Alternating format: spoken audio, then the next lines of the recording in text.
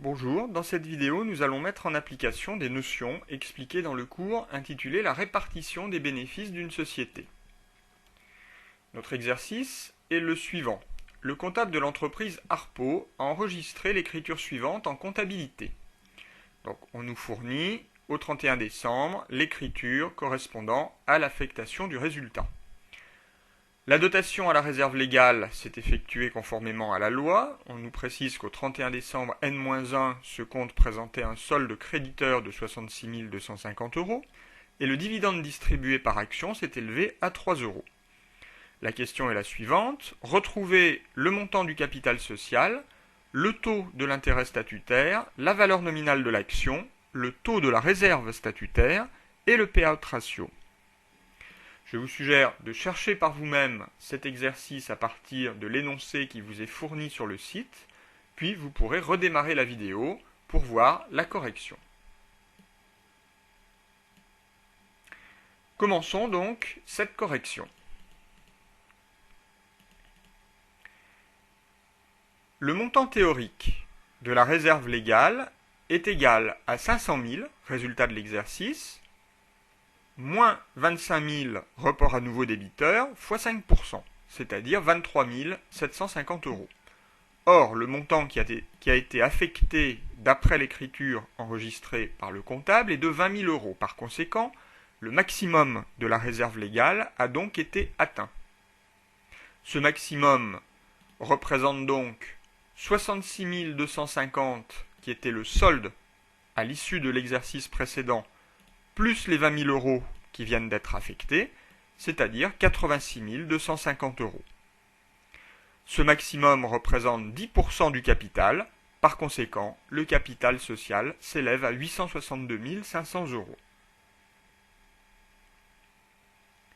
D'autre part, le premier dividende est égal au capital multiplié par l'intérêt statutaire. Par conséquent, le taux de l'intérêt statutaire est égal au premier dividende divisé par le capital, ce qui nous donne 34 500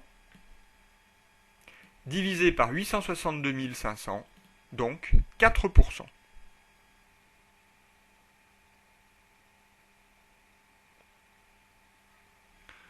Le nombre d'actions en circulation est égal au dividende total à payer divisé par le dividende par action. Le dividende total à payer nous est donné dans l'écriture, 129 375, et le dividende par action nous était donné ici, 3 €. On en déduit que le nombre d'actions en circulation est de 43 125. Par conséquent, la valeur nominale de l'action est égale à 862 500, qui est donc le capital, divisé par le nombre d'actions, soit 20 €. Nous pouvons donc résumer ce que nous venons de calculer de la manière suivante. Le résultat de l'exercice est de 500 000, le report à nouveau débiteur 25 000, donc la base de la réserve légale 475 000, la dotation à la réserve légale 20 000, donc le bénéfice distribuable 455 000. L'intérêt statutaire s'élève à 34 500.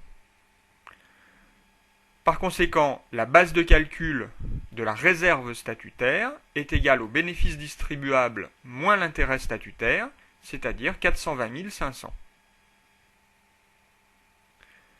Cette réserve statutaire a été enregistrée dans l'écriture et s'élève à 105 125 €. Par conséquent, ces 105 125 € ont été calculés en prenant la base de calcul de la réserve statutaire multipliée par le taux.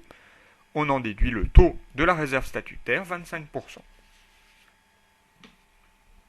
Il nous reste à calculer très facilement le payout ratio, qui est égal au dividende divisé par le résultat de l'exercice.